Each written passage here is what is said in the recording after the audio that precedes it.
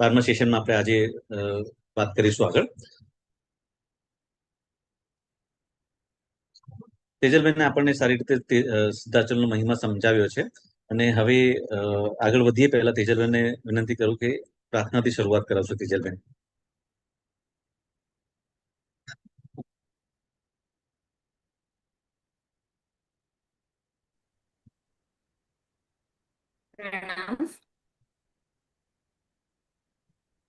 अर्हन्तो भगवन्त इन्द्रमहिता सिद्धाश्च सिद्धिस्थिता आचार्या जिनशासनो नतिकरा पूज्या उपाध्यायका श्री सिद्धांत सुपाठिका मुनिवरा रत्नत्रयाराधका पंचैते परमेष्टिना प्रतिदिनं कुर्वन्तु वो मङ्गलम् कुर्वन्तु वो मङ्गलम्. प्रणाम. યસ, જે કાર્યની શરૂઆત પ્રાર્થનાથી થતી હોય એટલે અચલ મનને શાંતિ મળે છે અને એનાથી આપણે આજે આગળનું સેશન વધારીશું. આપણને તેજલબેને ગયા સત્રમાં સિદ્ધાચલના જીર્ણોદ્ધાર વિશેની વાત કરી અને આગળ બી આજે થશે. તો તેજલબેન, આપે ઇતિહાસના પન્નામાં અમને લઈ જઈ રહ્યા છો. જે અમે અત્યારે જોઈએ છીએ તો આપણને રેડીમેડ વારસો મળ્યો છે આપણને, બાકી જે જીર્ણોદ્ધારની જે વાતો છે એ ઇતિહાસમાં શું શું થયું છે તમે જણાવી રહ્યા ત્યારે અમને એ ખબર પડી રહી છે. તો આજે બી અમને પ્લીઝ આગળ એના વિશે વધારે જણાવશો. એક જ મિનિટ, મારું કમ્પ્યુટર હેંગ થઈ ગયું છે.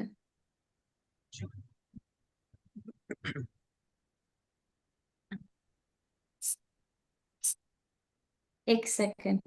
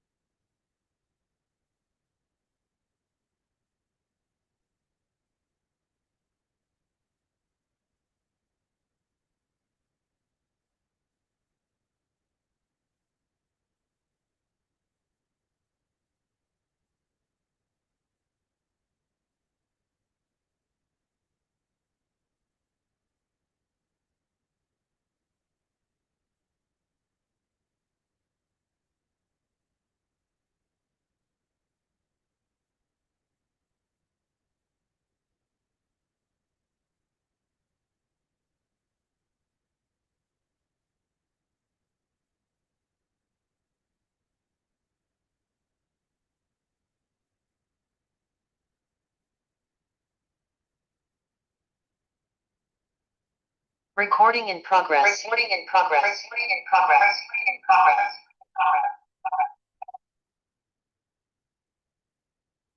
મારો અવાજ સંભળાય છે?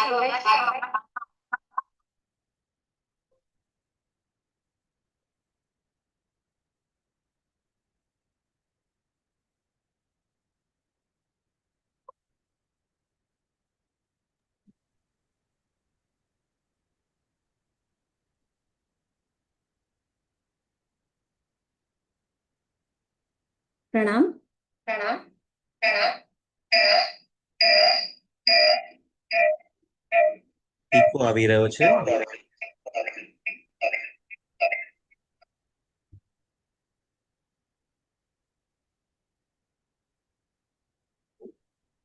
હવે સંભળાય છે વ્યવસ્થિત?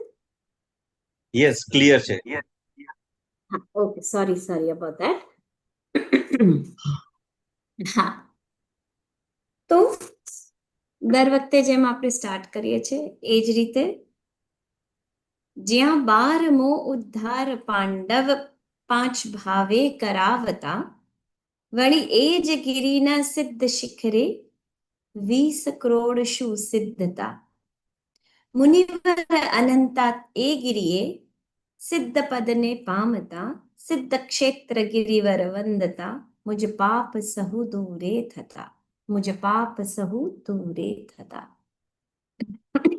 આ તીર્થના 108 નામ છે. એમાંથી ઘણા નામો હવે તો આપણે જાણીએ છીએ. ભગીરથ, શતપત્રક, કોડી નિવાસ, કપડદિવાસ કે પછી કયંબુ. કયા નામે આપણે ગિરિરાજને દરબારમાં ગયા, ત્યાં દાદાની મૂર્તિના દર્શન કર્યા અને પછી આપણે એ મૂર્તિ આજે જેને દર્શન કરીએ છીએ એ મૂર્તિ કેવી રીતે ત્યાં આવી એની વાત જોતા જોતા આપણે ક્યાં ઠેક આદિનાથ ભગવાનના સમયમાં પહોંચી ગયા અને ત્યારે ખાલી પગલાં હતા. ભરત રાજાએ ત્યાં આગળ દેરાસર કરાવ્યું અને પ્રતિમાજી પધરાવી.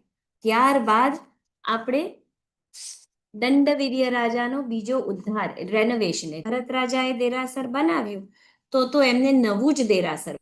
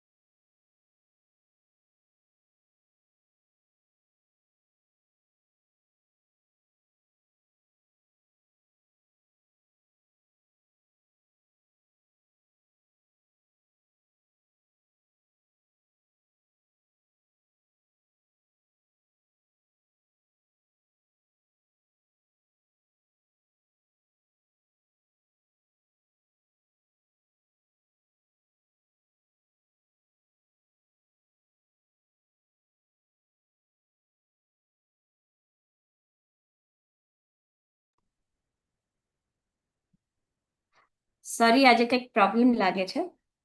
તો એના પછી દંડવીર્ય રાજાએ ઉદ્ધાર કરાવ્યો, એમને એકચ્યુઅલમાં રેનોવેશન કર્યું. એના પછી ત્રીજો ઉદ્ધાર ઈશાન ઇન્દ્રએ કરાવ્યો. સિમંદર સ્વામી ભગવાનને વંદન કરવા ગયા હતા, ત્યાં એમને પાલિતાણા વિશે સાંભળ્યું અને એમને ઉદ્ધાર કરવાનું મન થઈ ગયું. ચોથો ઉદ્ધાર ચોથા દેવલોકના ઇન્દ્ર માહેન્દ્ર દેવતાએ કર્યો હતો. એ પણ ચૈત્રી પૂનમે ઘણા બધા દેવોને લઈને અહીંયા આગળ જાત્રાએ ગયા હતા અને ત્યારે એમને આનો ઉદ્ધાર કરાવ્યો. ત્યારબાદ આપણે પાંચમો ઉદ્ધાર પણ સાંભળ્યો. કોણે કરાવ્યો હતો? બ્રાહ્મેન્દ્ર દેવના દેવતાએ, ઇન્દ્રએ. એ પાંચમા દેવલોકના ઇન્દ્રએ પાંચમો ઉદ્ધાર કરાવ્યો. હવે 1,00,000 કરોડ સાગરોપમ વીતી ગયા અને આવી ગયો છઠ્ઠો ઉદ્ધાર કરવાનો સમય. અને એ ઉદ્ધાર કોણે કર્યો? તો ચમરેન્દ્ર. હવે ચમરેન્દ્ર કોણ છે? તો કે નીચે એક ભવનપતિના ઇન્દ્ર છે. હવે એવું થયું કે એક વખત ચમરેન્દ્ર એટલે કે ભવનપતિના ઇન્દ્ર નંદીશ્વર દ્વીપમાં જાત્રાએ કરવા ગયા હતા. નંદીશ્વર દ્વીપ પહેલા બી આપણે વાત થઈ, આ સંભુતલા જેના પર આપણે ચાલીએ છીએ એમાં દ્વીપ સમુદ્ર એમ કરીને વલયો છે. એમાં જે 8મું દ્વીપ છે એનું નામ નંદીશ્વર દ્વીપ છે. કોઈ પણ સરસ પ્રસંગ હોય, બેવ ઓળી હોય શાશ્વતી કે પછી પર્યુષણ હોય કે 5 ભગવાન એટલે ભગવાનના 5 કલ્યાણકો હોય તો બધા દેવતાઓ ત્યાં આગળ જઈ અને અઠ્ઠાઈઓત્સવ કરતા હોય છે. તો એ ત્યાં આગળ અઠ્ઠાઈઓત્સવ માટે ગયા હતા અને એ વખતે ત્યાં એમને 2 મુનિઓ મળ્યા. હા, ચારણ મુનિઓ ત્યાં જઈ શકે અને એ લોકો પણ તીર્થ એટલે શાશ્વત દેરાસરોની જાત્રા કરવા માટે ત્યાં જતા હોય છે, પધારતા હોય છે. તો ત્યાં આગળ આ મુનિઓએ દેવતાઓને કીધું કે ભાઈ શત્રુંજય તીર્થ છે અને એની તોલે કોઈ બીજો તીર્થ જ ના આવે. આ સાંભળીને એ લોકો બધા જાત જાતની જાત્રા કરવા જંબુદ્વીપમાં આવ્યા. જાત્રા કરતા કરતા જ્યારે એ લોકો પાલીતાણા પહોંચે છે, પાલીતાણાના દેરાસરોની દશા જુએ છે, ખૂબ દુઃખ થાય છે, અને એટલે એ લોકો ત્યાંનું રેનોવેશન કરે છે, ઉદ્ધાર કરે છે, જીર્ણોદ્ધાર કરે છે. એટલે એ થઈ ગયો આપણો છઠ્ઠો ઉદ્ધાર. કોનો? ચમરેન્દ્રનો. એના પછી સાતમો ઉદ્ધાર. સાતમો ઉદ્ધાર છે અયોધ્યા નગરી છે, એમાં જીત શત્રુ રાજા છે, વિજયા રાણી છે. કોના મા બાપ છે? અજીતનાથ પરમાત્માના. હા. અને જીત શત્રુ રાજાના ભાઈ એટલે કોણ? સુમિત્ર. એમના નાના ભાઈ હતા. અને સુમિત્ર જ્યારે જીત શત્રુ રાજા બન્યા ત્યારે સુમિત્ર એમના નાના ભાઈને યુવરાજ પદવી મળી હતી. અને એમની રાણીનું નામ યશોમતી રાણી. અને એમને કોણ હતો? દીકરો હતો જેનું નામ હતું સગર ચક્રવર્તી. સગર ચક્રવર્તીને તો બધા જ આપણે ઓળખતા હશું, કારણ કે એમના 60,000 પુત્રો હતા. તો આ સગર ચક્રવર્તી અને અજીતનાથ ભગવાન કોણ હતા? કાકા કાકાના દીકરાઓ, એટલે કે કાઝન બ્રધર્સ હતા. બરાબર. હવે અજીતનાથ ભગવાન જ્યારે એમને કેવળ જ્ઞાન થયું ત્યારે એ સુભદ્ર શિખર ઉપર આવ્યા પાલીતાણા, અને ઘણા બધા મુનિઓ સાથે આવ્યા અને ચોમાસું કર્યું. એમના ચોમાસાની જ વાતો છે કે જ્યારે ઓલા આપણે મયુરની વાત કરી હતી કે મયુરે એમના ઉપર પોતાના પીછાથી છત્ર ધર્યું હતું. પછી એક વૃદ્ધ મયુરને અજીતનાથ ભગવાને ધર્મ પમાડ્યો હતો. એ જે વાત આપણે સ્ટાર્ટિંગમાં કરી હતી એ વાત આ અજીતનાથ પરમાત્માના ટાઈમની છે.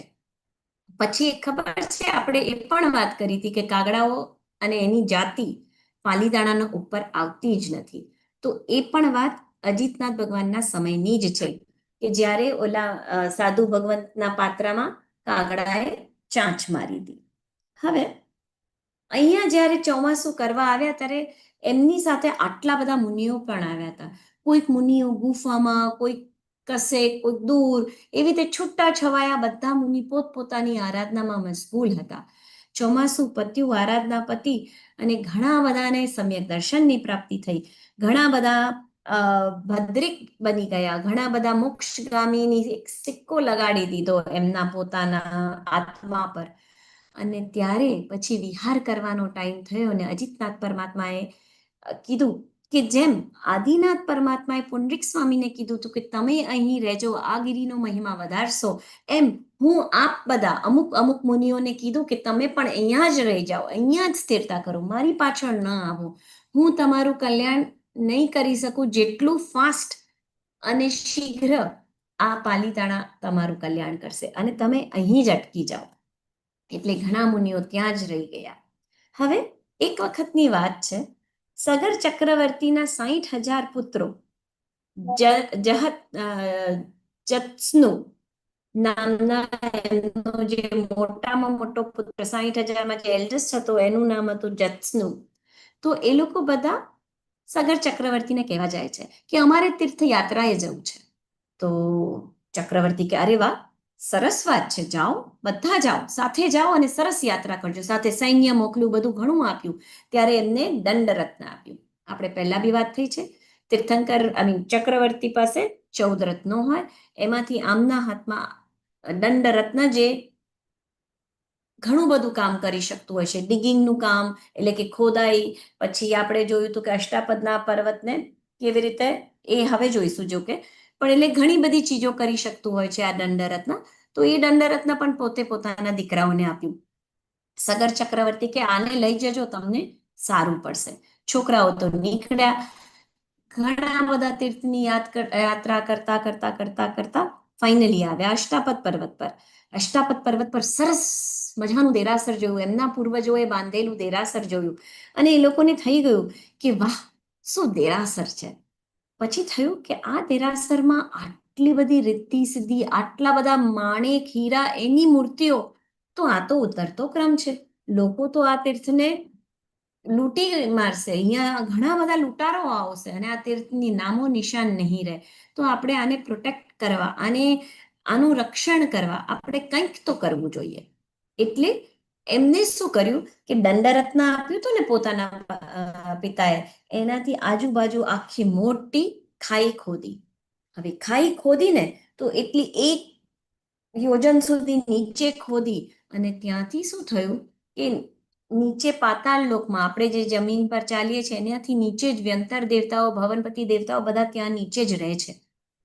તો આ દેવતા, આ ભવનપતિ દેવતાના ઘરમાં, એટલે કે એમના જે આવાસમાં ઉપરથી રેતી પડવા માંડી. ઇમેજિન કરો કે આપણે બિલ્ડિંગમાં રહીએ છીએ ને આપણી ઉપરના માળ પર કોઈએ ખોદવાનું શરૂ કર્યું. જો વધારે ખોદી નાખે તો આપણે શું થાય, અહીંયા ગાબડું પડી જાય અને હું ઉપરનું ઘર જોઈ શકું. બરાબર છે? બસ તો એ જ રીતે ત્યાં એ લોકો ખોદતા ખોદતા એવું થયું કે નીચે જ્યાં આવાસ હતા ને ભવનપતિના, એમાં ક્રેક પડી અને ધીરે ધીરે માટી ખરવા માંડી, કારણ કે ઉપર એટલું બધું ડિગિંગ થતું હતું. એટલે આ બધા આવ્યા ઉપર, નાગિન એકદમ ગુસ્સામાં. એ નાગ દેવતાનું નામ શું હતું? જ્વલનપ્રભ ઇન્દ્ર નામના જે નાગપતિ હતા, એટલે કે ઇન્દ્ર હતા, નાગ નિકાયના જે ઇન્દ્ર હતા, જ્વલનપ્રભ, એ તરત ઉપર આવ્યા, ગુસ્સામાં આવ્યા. પણ જોયું કે ઓ, આ તો સગર ચક્રવર્તીના પુત્રો છે. કારણ જાણ્યું કે આ લોકો કોઈ મને હેરાન કરવા માટે ડિગિંગ નહોતા કરતા, પણ તીર્થની રક્ષા માટે કરતા હતા. એટલે એમને સમજાવે છે કે દીકરાઓ, આ ના કરો, અમારા ઘરમાં નીચે માટી પડે છે. એટલે ઓલા લોકોએ પણ તરત કાન પકડ્યા, માફી માંગી કે સોરી, અમે આ કાર્ય નહીં કરીએ, હવે અટકી જશો, આપ નિશ્ચિંત રહો અને આપ પધારો. એટલે દેવતા તો જતા રહ્યા. હવે આ લોકોએ શું કર્યું, જે માઉન્ટેન હતો ને, આમ માઉન્ટેન હોય, કોઈ બી માઉન્ટેન આ રીતે હોય, રાઈટ? તો એમને આ માઉન્ટેનને અહીંયાથી 8 પગથિયા બનાવી દીધા અષ્ટાપદમાં, એટલે જ અષ્ટપદ, એટલે કે 8 પગથિયા, 1 યોજન લાંબા ઊંચા, આવી રીતે સ્ટ્રેટ. એટલે ચડવા માટે તો જાણે રોપ ક્લાઇમ્બિંગ કરીએ તો 1 યોજન એટલે 3200 માઇલ. એટલું એક સ્ટ્રેટ 3200 માઇલ ઉપર જઈએ પછી 1 પગથિયું પૂરું થાય. કઈ રીતે ચડવું? બહુ મુશ્કેલી, કઠિન રસ્તો કરી નાખ્યો ઉપર ચડવાનો. તેમ છતાં સંતોષ ના થયો કે હવે શું કરીએ, આ રેતી તો કદાચ કાળક્રમે પાછી અહીંયા ભરાઈ જશે, અને આ ખાઈ જે આપણે કરી છે એ આખી પુરાઈ જશે, તો લોકો માટે તો ઈઝી થઈ જશે પાછું આવવું. આ તીર્થને કેવી રીતે પ્રોટેક્ટ કરીએ? એટલે એ લોકોએ નક્કી કર્યું કે આપણે નદીનું પાણી અહીંયા લઈ આવીએ, આ ખાઈને પાણીથી ભરી દઈએ. હવે થોડા નિખાલસ હતા, થોડા નાઈવ હતા, બહુ ધ્યાન ના આપ્યું અને પાણી લઈ આવ્યા. એ જ દંડરત્નથી. અને નદીનું પાણી વહેવા માંડ્યું, ખલખલ ખલખલ ખલખલ, એટલું સરસ રીતે આખું ભરાવા માંડ્યું. પણ હવે વિચારો, ક્રેક હોય, ઉપર પાણી ભરાય તો શું થાય? ટપક ટપક ટપક નીચે ટપકા પડવા માંડ્યા. હવે તો નાગરાજ, ઇન ધ સેન્સ કે જ્વલનપ્રભ ઇન્દ્ર, સખત ક્રોધિત થયા કે આ કઈ જાતના છોકરાઓ છે? સમજાવ્યું, કીધું, બરાબર શાંતિથી વાત કરી, હજી સમજ નથી પડતી, બસ મને હેરાન કરવા જ આવ્યા છે. કાં તો પોતાના ચક્રવર્તીના, એમના બાપ ચક્રવર્તી છે એટલે બહુ અભિમાની લાગે છે આ લોકો. લાવો એ લોકોને હવે સબક શીખવાડીએ, એમ કરીને ઉપર આવ્યા. અને એક જ મિનિટમાં પોતાના ક્રોધથી, ક્રોધની જ્વાલાથી આ 60,000 પુત્રોને એક જ મિનિટમાં ભસ્મ કરી નાખ્યા. તીર્થ રક્ષા કરતા કરતા સગર ચક્રવર્તીના 60,000 પુત્રોએ પોતાની જાન આપી દીધી. હવે આ બાજુ સૈન્ય તો જઈ નથી શકતું કે હવે કેવી રીતે જઈએ? આપણે રાજાને શું મોડું કહેવાનું કે તમારા 60,000 છોકરાઓ એક સાથે એક જ મિનિટમાં ભસ્મ થઈ ગયા? આ રાખ લઈને આપણે જઈએ કઈ રીતે? તો એ લોકો પણ પોતાની જાતને બાળીને ભસ્મીભૂત થવાના જ હતા, ત્યાં ઇન્દ્ર મહારાજા આવ્યા અને એ લોકોને રોક્યા. પછી આ બાજુ સમાચાર તો મળી ગયા રાજાને. રાજા તો અફસોસ કરે છે, એમને રડતા પણ નથી આવડતું, એ રીતથી ત્યાં બેઠા છે. અને ત્યારે અજીતનાથ પરમાત્મા પાસે જાય છે અને સગર ચક્રવર્તી, કારણ કે પોતાના કઝન બ્રધર હતા, રાઈટ? તો ત્યાં જઈ અને પૂછે છે કે મારા છોકરાઓનો શું વાંક હતો, શું થયું, કેમ આવી રીતે એમને બળીને મરી જવું પડ્યું? તો કે જો એવી વાત છે કે પહેલા એ લોકો ભીલ હતા, અને ભીલ હતા ચોરી, લૂંટફાટ, શું કહેવાય, લૂંટફાટ, ચોરી, મદિરા પીવું, એવું જ બધા ઘણા જાતના વ્યસનો હતા.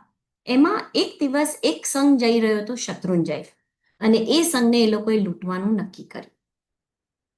આ બાજુ એક કુંભાર હતા, બહુ જ વૃદ્ધ હતા. એ કુંભારે કીધું, કોઈ પ્રશ્ન છે હિયાનભાઈને? ઓકે. તો એ કુંભાર બધાને સમજાવવા આવ્યા કે આપણે આ સંઘ છે ને જાત્રાએ જાય છે, ઘણું લૂંટ્યું, ઘણું છે, તો આ સંઘને શું કામ લૂંટીએ? એ તો કેટલી સરસ ભક્તિ કરવા જાય છે, શત્રુંજય જાય છે, વળી આપણે એને ના લૂંટીએ, એને છોડી દઈએ. આ લોકો કોઈએ એક ના સાંભળી. 60,000 લૂંટેરાઓએ નક્કી કર્યું કે ના, આપણે તો લૂંટવું છે. અને આ કુંભારને જઈને એક બાજુ પર મૂકી દીધો, એક રૂમમાં બંધ કરી દીધો કે તમારે અમને કંઈ કહેવું નહીં, તમારી કોઈ વાત અમને જાણવી પણ નથી ને સાંભળવી પણ નથી ને સમજવી પણ નથી. હવે આ બાજુ એ લોકોએ સંઘને લૂંટ્યો.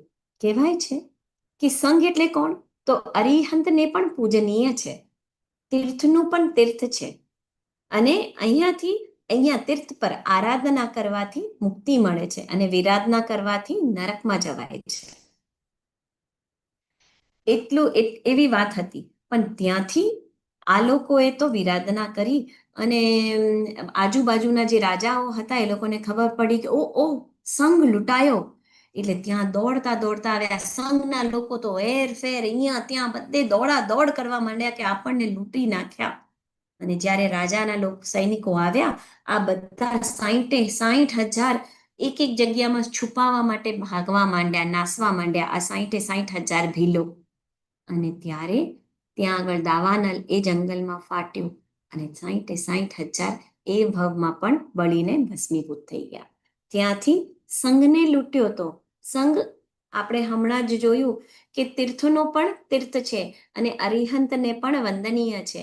તો આવા તીર્થને લૂંટવાના કારણે એ લોકો ક્યાં ઉત્પન્ન થયા? 60,000 નરકમાં, બીજા ભવમાં. ત્રીજા ભવમાં બધા એક સાથે માછલા થયા, અને કોઈકે નેટ નાખી અને નેટમાં જાળમાં બધા 60,000 એક સાથે ફસાઈ ગયા, બહાર કાઢ્યા ને તુરંત મરણને આશરણ થયા. ત્યાંથી ચોથા ભવમાં એ લોકો કર્ણશૃંગાલી નામનું એક તિર્યંચ જીવ છે, એ જલચર જીવ છે, તો એ જનાવર થયા. ત્યાંથી પાંચમા ભવે પાછા ભીલ થયા, અને આ વખતે એમને મુનિ મળ્યા, એક શાંત મુનિ મળ્યા, એમના ગામમાં આવ્યા, ચોમાસું રહ્યા, મુનિની દેશના સાંભળવા માંડ્યા આ 60,000 લોકો. અને ત્યારથી પહેલા મહિનામાં એ લોકોએ 7 વ્યસનનો ત્યાગ કર્યો, બીજા મહિનામાં માંસ અને અનંતકાય છોડ્યા, ત્રીજા મહિનામાં રાત્રિ ભોજનનો ત્યાગ કર્યો, અને ચોથા મહિનામાં તો અનશન લઈ લીધું. હવે અનશન કર્યું એટલે પછી ત્યાંથી મરી અને અહીંયા આપના એટલે કે મુનિ અજિતનાથ પરમાત્મા કહે છે સગર ચક્રવર્તીને કે આપના પુત્ર તરીકે આવ્યા. અને ઓલો જે કુંભારનો જીવ છે ને, એ કોણ થયા? તો કે એ જત્સનુનો પુત્ર ભગીરથ થયો છે. એ આ તમારી સામે તમારો ગ્રેન્ડસન જે છે એ ભગીરથ, એ કુંભારનો જીવ છે. એટલે તો તરત જ સગર ચક્રવર્તીને સમજણ પડી ગઈ કે એમના જ કરેલા એમને જ ભોગવ્યા છે, અને વખત જવા માંડ્યો. એ વખતે એમને બહુ વૈરાગ્ય થઈ ગયો, પણ કંઈ આગળ પગલું ના લીધું, દીક્ષા કે કંઈ ના લીધી, પણ વૈરાગ્ય અને ધર્મમય જીવન જીવવા માંડ્યા. હવે એક વારની વાત છે કે ત્યારે એક દ્વારપાળ આવે છે અને કહે છે કે 2 પુરુષો આવ્યા છે, તો કે બંનેને મોકલો. તો બંને અંદર આવ્યા. એક જણ કહે છે કે અજિતનાથ પ્રભુ બહાર પધાર્યા છે, આપ વંદને આવો. અને બીજા કહે છે કે ગંગા નદી જે લાવ્યા હતા ને તમારા દીકરા, એ તો આખા તીર્થને આખા તીર્થને ડૂબાડી નાખશે, એટલે હવે શું કરવું? અને એ જ વખતે ઇન્દ્ર મહારાજા પણ ત્યાં આવ્યા હતા. ઇન્દ્ર મહારાજા સગર ચક્રવર્તીને શોકથી મુક્ત કરવા માટે પધાર્યા હતા. વારે વારે તહેવારે આવતા હતા, એટલે પાછા આ વખતે પણ અહીંયા હતા જ્યારે આ બંને દૂતો આવ્યા. તો ઇન્દ્ર મહારાજાએ કીધું, તમે એક કામ કરો, આ તમારો જે ભગીરથ છે એને તમે મોકલો, એ ગંગાને રોકશે, ગંગાના પાણીને રોકશે, અંદર આવશે તો બધું અસ્ત વ્યસ્ત થઈ જશે. અહીંયા જ્યાં સુધી તમારા દીકરાઓ લાવ્યા છે ત્યાં સુધી ભલે રહ્યું, હવે આગળ ના લાવો. એટલે ભગીરથને દંડરત્ન આપી અને ત્યાં મોકલે છે. ઇન્દ્ર મહારાજા કહે છે તમે હવે છે ને ઝટ સ્વસ્થ થઈ જાઓ, તમારા શોકમાંથી નીકળી જાઓ અને સંગ લઈને જાત્રાએ જાઓ. અને ત્રીજું કે આ બાજુ તમે સંઘની જાહેરાત કરો. એટલે સંઘની જાહેરાત કરે છે, બધાને બોલાવે છે, સંઘ કાઢે છે અને સંઘ પહોંચે છે પાલીતાણા. પાલીતાણા ચડે છે, ચડીને ખૂબ ખૂબ આનંદ થાય છે. ત્યાં પોતે પાછા ઇન્દ્ર, સૌધર્મ ઇન્દ્ર ત્યાં એમને મળવા આવે છે જ્યારે સંઘ પહોંચી જાય છે પાલીતાણા. અને ત્યાં આગળ એમને કહે છે કે અહીંયા પણ જો સોનાના દેરાસરો છે ને રત્નમય પ્રતિમાજીઓ છે. તમારા દીકરાએ અષ્ટાપદ પર્વતને તો પ્રોટેક્ટ કર્યું, હવે તમે અહીંયાનું પ્રોટેક્શન માટે કંઈક વિચારો. ત્યારે આ સગર ચક્રવર્તી વિચારે છે કે હવે હું શું કરું, અહીંયાનું પ્રોટેક્શન કેવી રીતે કરું. મારા છોકરાઓએ તો નદી લાવી, હવે એમનાથી કંઈક ચડિયા તો કરું તો હું પિતા કહેવાઉં ને, નહીતર તો શું. એટલે એમને શું કર્યું કે હું સમુદ્ર લાવું. એટલે એમને લવણ સમુદ્ર લાવ્યો અને લવણ સમુદ્ર ખલબલ ખલબલ કરતો જોરથી અંદર આવવા માંડ્યો. એની સાથે જલચર જીવો ને ઘણું બધું આવતું ગયું અને ઠેક સૌરાષ્ટ્રના કિનારા સુધી સમુદ્ર આવી ગયો. ત્યારે ઇન્દ્ર મહારાજા સૌધર્મ ઇન્દ્રએ કીધું એક મિનિટ, પણ હું તો તમને કહું છું પ્રોટેક્શન માટે કંઈક કરો, આપ તો નષ્ટ કરો છો. આ આખું પાલીતાણા ડૂબી જશે. તમારા દીકરાઓએ તો અષ્ટાપદ પર્વત ચડવાનો માર્ગ કેટલો કઠિન કર્યો છે કે કોઈ જ નથી જાત્રાએ જઈ શકવાનું. તો હવે અહીંયા આ તીર્થની તો જાત્રા ખુલ્લી રાખો, ઉઘાડી રાખો, નહીતર જીવો જશે ક્યાં. પોતે પાપનો આટલો ઢગલો લઈ અને ચોખ્ખા થવા, પાપથી હલકા થવા જશે ક્યાં. એટલે પછી તરત એમને રોકી દીધો. સમુદ્રને ત્યાં ને ત્યાં રોકવાનું કહી દીધું. અને લવણ સમુદ્રના જે દેવ છે ને, કોણ છે એમના અધિષ્ઠાયક દેવ? લવણદેવ. એમને જ કીધું કે તમે આ લવણ સમુદ્રને અહીં જ રોકી દો, અંદર ન આવવા દો. તો ત્યાં ને ત્યાં શત્રુંજયથી થોડે દૂર રોકી લીધો. અને એમ કીધું તું ઇન્દ્ર મહારાજા એમને કે સૂર્ય વિના દિવસ નથી શોભતું, જીવ વિના દેહ નથી શોભતો, વિદ્યા વિના મનુષ્ય નથી શોભતો. એમ આ તીર્થ જે અસંખ્યને તારનાર છે, અનંતાને મોક્ષે પહોંચાડનાર છે, એ તીર્થ વિના આ ભરત ક્ષેત્ર, જે આ જંબુદ્વીપનું આ ભરત ક્ષેત્ર પણ શોભશે નહીં.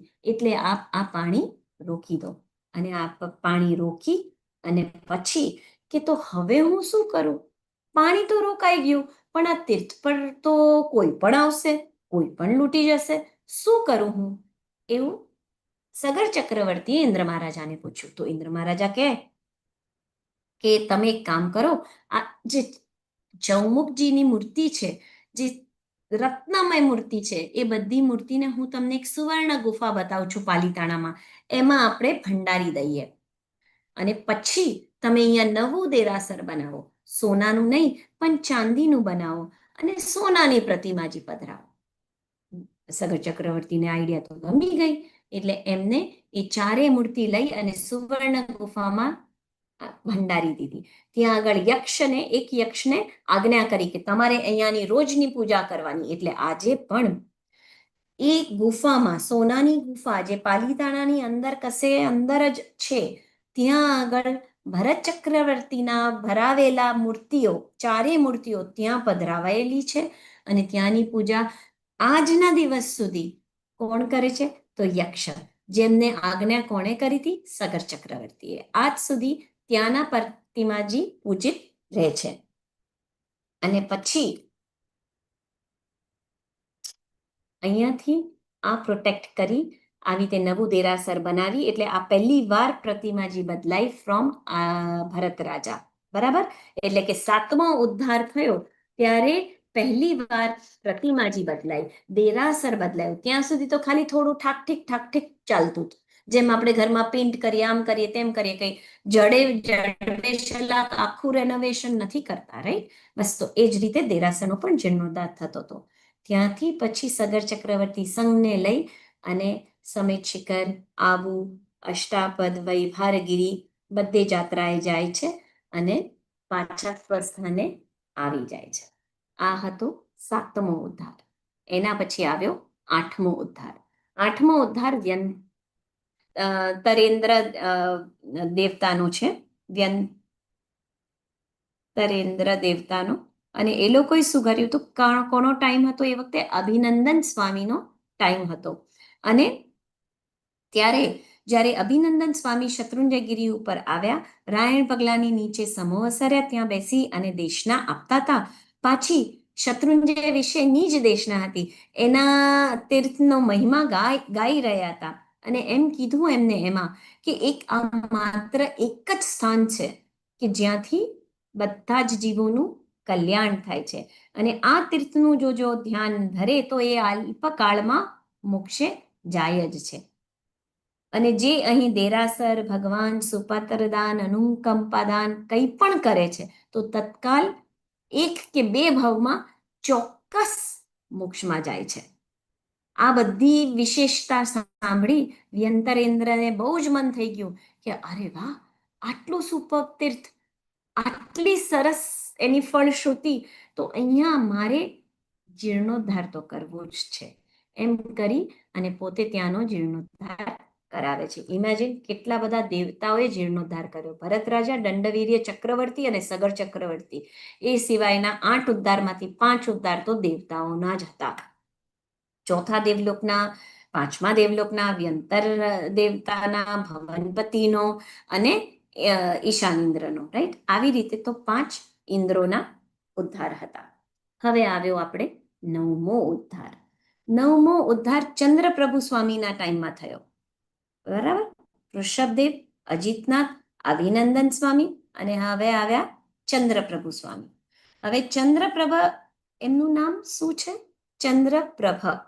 ચંદ્રપ્રભ પ્રભુ બોલાવાય, કાં તો ચંદ્રપ્રભ સ્વામી બોલાવાય, પણ ચંદ્રપ્રભુ તો ના જ કહેવાય, કારણ કે એમનું નામ ચંદ્ર નથી, એમનું નામ શું છે? ચંદ્રપ્રભ છે.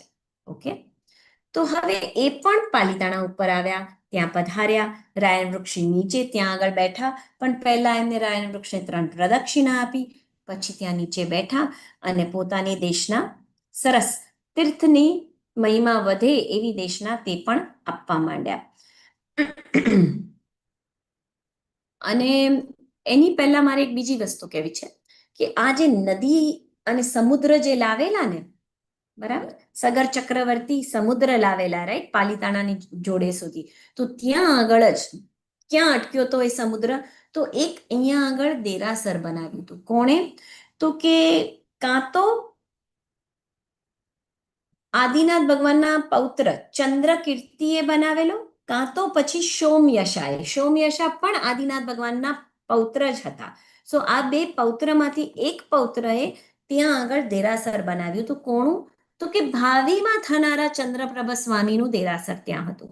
અને ત્યાં સુધી ઓલું લવણ સમુદ્ર આવી, અહીંયા દેરાસર ને અહીંયા સુધી લવણ સમુદ્ર આવી અને અટકી ગયું.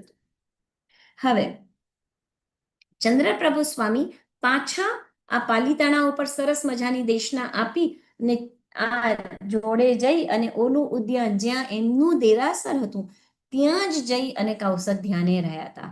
એટલે એ ત્યાં કૌશગે હતા એટલા માટે ત્યાં આગળ પછી ઇન્દ્ર મહારાજાએ એ જ સ્થાને ફરી પાછું ચંદ્રપ્રભ સ્વામીનું દેરાસર બનાવ્યું. બરાબર? હવે જ્યારે ચંદ્રપ્રભ સ્વામીએ દેશના આપી તો એમને શું કીધું? એમને કીધું કે મુક્તિ રૂપી સ્ત્રીને જો વરવી હોય તો પછી આ તીર્થની મુદ્રા તો જોઈએ જ, ઇન ધ સેન્સ કે તીર્થની સિગ્નેચર તો જોઈએ. જેની પાસે આ તીર્થની સિગ્નેચર છે એ ચોક્કસ મુક્તિ લક્ષ્મીને પામશે. બરાબર? હવે ધર્મેન્દ્રએ મેં આપને કીધું કે ત્યાં આગળ આવી રીતે સરસ મજાનું દેરાસર પણ બનાવ્યું. હવે અહીંયા જ્યારે દેશના થતી હતી ત્યારે ચંદ્રશેખર રાજા, બાજુમાં નગરી હતી, એક ટાઉન હતું, એમાં આ ચંદ્રશેખર રાજા હતા, ચંદ્રપ્રભા રાણી હતી એમની, અને ચંદ્રયશ નામનો એમનો દીકરો હતો. આ 3 જણા પણ ત્યાં દેશના સાંભળવા આવ્યા હતા. અને આટલો બધો સરસ મહિમા સાંભળ્યો એટલે ચંદ્રશેખર રાજા અને ચંદ્રપ્રભા રાણી બંનેએ દીક્ષા લીધી. દીક્ષા લઈ અને પછી તો વિહાર કરવા માંડ્યા. સૂન ચંદ્રપ્રભ સ્વામી સમેત શિખર પર જાય છે અને ત્યાં આગળ 1000 લોકોની સાથે 7.5 પૂર્વનું આયુષ્ય પૂરું કરી અને ભાદરવા વદ સાતમના દિવસે ત્યાંથી સમેત શિખરથી મોક્ષે પધારે છે. ત્યારબાદ આ ચંદ્રશેખર જે મુનિ હતા ને એ પાછા ફરતા ફરતા એ જ જગ્યાએ આવે છે જ્યાં ચંદ્રપ્રભ સ્વામીની મૂર્તિ હતી. ત્યાં આવી અને ત્યાં આગળ એમને પણ સરસ મજાની દેશના આપી. ત્યારે એમના પપ્પા આવ્યા છે એમ સાંભળી અને ચંદ્રયશ પણ ત્યાં દેશના સાંભળવા માટે આવે છે. અને જ્યારે એ ત્યાં આવે છે તો એને પણ એટલી બધી સંઘની વાતો સાંભળી, એને પણ એમ થઈ ગયું કે મારે આ તીર્થનું નવનિર્માણ કરવું જ જોઈએ, મારે પણ સંઘપતિ બનવું જ છે. પણ એની પણ પહેલા આ ચંદ્રશેખર રાજા જેમને દીક્ષા લીધી હતી, રાજશ્રી બન્યા હતા, એમને એમ પણ કીધું કે આ જે જગ્યાએ ચંદ્રપ્રભુ સ્વામીનું દેરાસર પહેલા સોમયશ કે પછી ચંદ્રકીર્તિએ બનાવેલું, એના પછી ઇન્દ્ર મહારાજાએ બનાવેલું, એ જગ્યા, એ સ્થાન ચંદ્રપ્રભાસ નામનું તીર્થ તરીકે પ્રખ્યાત થશે. અને આ તીર્થ પણ પાલિતાણાની જેમ જ એટલું જ ફળદાયી અને કલ્યાણકારી છે. ત્યાં આગળ પણ જે આવશે, અહીંયા જે મરણ પામશે આટલી જગ્યામાં, એ પણ સ્વર્ગમાં જશે. દેહમાંથી અહીંયા જો કોઈ પણ મરી જશે તો આપણે ખબર છે ને, કોઈ પણ મરદું હોય તો એમાંથી થોડા જ વખતમાં દુર્ગંધ આવવા માંડે છે, એટલે આઈસમાં મૂકવા પડે છે. તો કે અહીંયા જો જે પણ કઈનું મરણ થશે તો એમના દેહમાંથી દુર્ગંધ પણ નહીં આવે, કીડા પણ એ દેહમાં પડશે નહીં. અને જે આ અહીંયા આગળ કોઈ પણ પાપ વેપારનો ત્યાગ કરશે આ ક્ષેત્રમાં તો એનું કલ્યાણ અને મુક્તિ અવશ્ય એને મળશે જ. અને નરક ને તિર્યંચ ગતિ તો નહીં જ થાય. આટલું બધો વાયદો આમની દેશનામાં એમને કીધું. કઈ જગ્યા માટે? તો કે આ ચંદ્રપ્રભાસ તીર્થ માટે. રાઈટ. હવે ત્યાંથી એ તીર્થ એટલે શું ખબર છે ને, તમને કહું, ત્યાં આગળ પછી તો એમના પપ્પા પણ ત્યાંથી દેશના આપીને જતા રહ્યા. એટલે ત્યાં આગળ આ ચંદ્રયશે શું કર્યું, પોતાના પપ્પાની પણ એક મૂર્તિ બનાવી અને ચંદ્રપ્રભ સ્વામીની પણ અહીંયા મૂર્તિ બનાવી, નવું દેરાસર બનાવીને. અને ચંદ્રપ્રભ સ્વામીને ચંદ્રનું લંછન હોય એટલે દેરાસરમાં એ લંછન, અને પોતાના પિતાને અહીંયા માથા પર એક ચંદ્રનું સેમ જેવું અહીંયા પગે મૂક્યું એવું જ અહીંયા એમના મસ્તક પર મૂક્યું, એવું જ લંછન.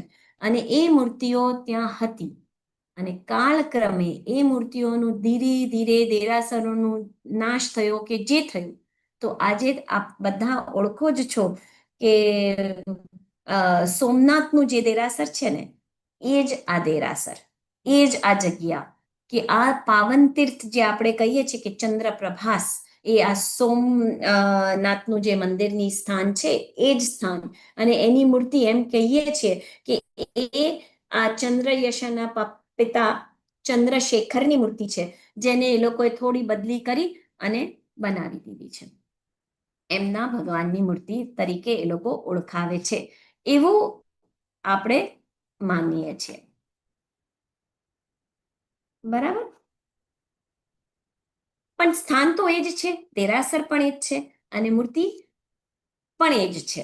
એટલે એમના ચંદ્રપ્રભુ સ્વામીની મૂર્તિ નથી, પણ ત્યાં એમના પિતાની મૂર્તિ આજે પણ છે.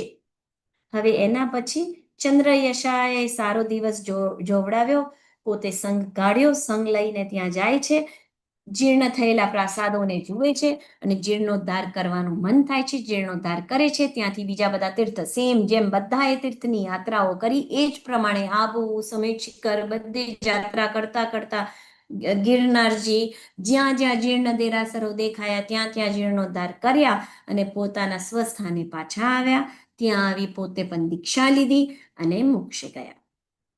હવે આવ્યો 10મો ઉદ્ધાર. તો હવે શાંતિનાથ પરમાત્માના ટાઈમમાં 10મો ઉદ્ધાર. હસ્તિનાપુરમાં રહેતા હતા શાંતિનાથ પ્રભુ. શાંતિનાથ પ્રભુ પોતે ચક્રવર્તી પણ હતા. રાઈટ. તો અહીંયા આગળ જ્યારે શાંતિનાથ ભગવાને દીક્ષા લઈ લીધી છે, કેવળ જ્ઞાન પામી ગયા છે, ત્યારે ચક્રધર રાજા એમની દેશના સાંભળવા માટે આવ્યા છે. અને અગેન શાંતિનાથ પરમાત્મા પણ શત્રુંજયના મહાત્મા વાધે એવી જ દેશના આપી રહ્યા હતા કે શીલ, શત્રુંજય, સમતા, જીન સેવા, સંઘની સેવા, સંઘપતિ પદ એ બધું મુક્તિરૂપી લક્ષ્મીને આપનાર છે.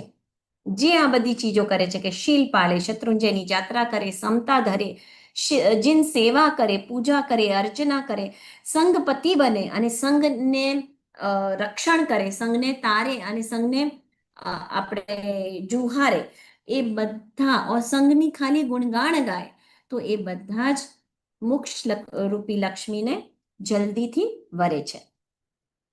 તો ચક્રધર રાજાએ કીધું શાંતિનાથ પરમાત્માને કે મને પચખાણ આપો કે જ્યાં સુધી હું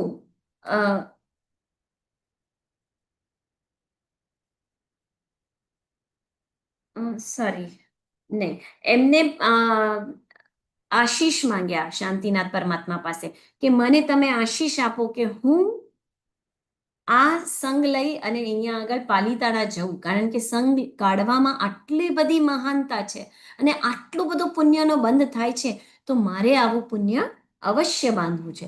એટલે શાંતિનાથ પરમાત્માએ અક્ષતવાળા ચોખા અક્ષત લીધા, એમાં આખું વાસચૂર્ણ ભેળવ્યું અને એ સુગંધનો ક્ષેપ કર્યો કોણા માથા પર, તો કે આ ચક્રધર રાજાના માથા પર, અને એક કંઠી દેવતાઓએ એમને પહેરાવી દીધી અને એમને આશીષ આપ્યા કે તમારો જે મનોરથ છે કે તમારે જે સંઘ લઈને જવું છે એ ચોક્કસ પૂર્ણ થાય. અને પછી પોતાના ગામે આવી સંઘની જાહેરાત કરી, શુભ દિવસ આવ્યો, સંઘ કાઢ્યો, સંઘ પહોંચ્યો, ઉપર ગયા, સરસ રીતે ભાવના ભક્તિ અને પૂજા કરી અને પછી જીર્ણ મંદિરો જોઈ, જીર્ણોદ્ધાર કર્યો અને ત્યાંથી અગેન સમેત શિખર, ગિરનાર, અષ્ટાપદ બધી જગ્યાએ આબુ બધા તીર્થોમાં જતા જતા સંઘ પાછો આવ્યો અને પોતાને સ્થાને ગયા. આ રીતે આપણો 10મો ઉદ્ધારની વાત છે. આપણે આજે અહીંયા સુધી 10મો ઉદ્ધાર સુધી રાખીએ. 11માંથી આગળ નેક્સ્ટ આવે. પરમાત્માની વિરુદ્ધ, આજ્ઞાની વિરુદ્ધ કંઈ પણ બોલાઈ ગયું હોય તે ત્રિવિધે ઈચ્છાઓ.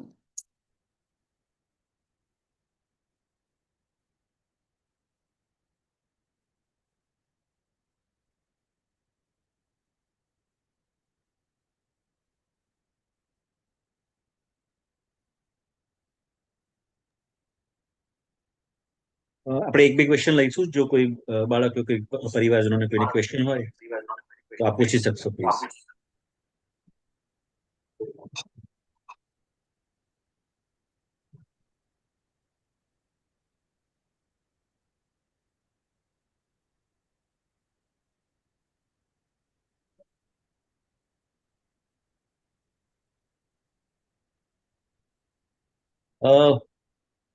ચેટમાં એક ક્વેશ્ચન આવ્યો છે, 9મો ઉદ્ધાર હા. કોને કરાવ્યો હતો?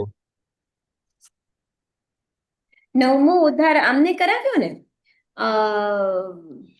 ચંદ્રયશાએ, એમના દીકરાએ કરાવ્યો ને. હવે બીજો કોઈ ક્વેશ્ચન હોય તો આપણે લઈ લઈએ, અધરવાઇઝ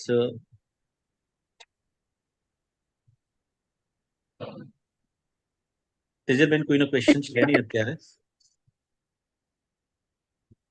આપ પ્રાર્થના કરાવી દેશો પ્લીઝ.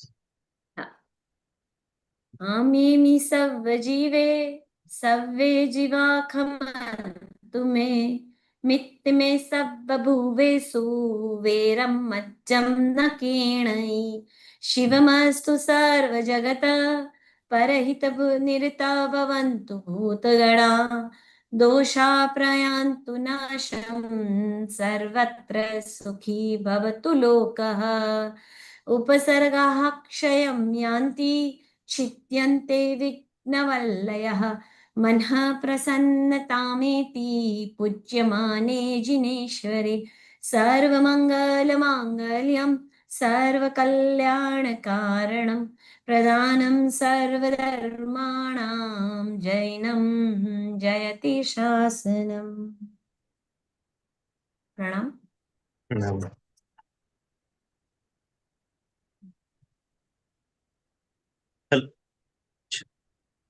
એક એનાઉન્સમેન્ટ કરવાની બાકી રહી ગઈ છે.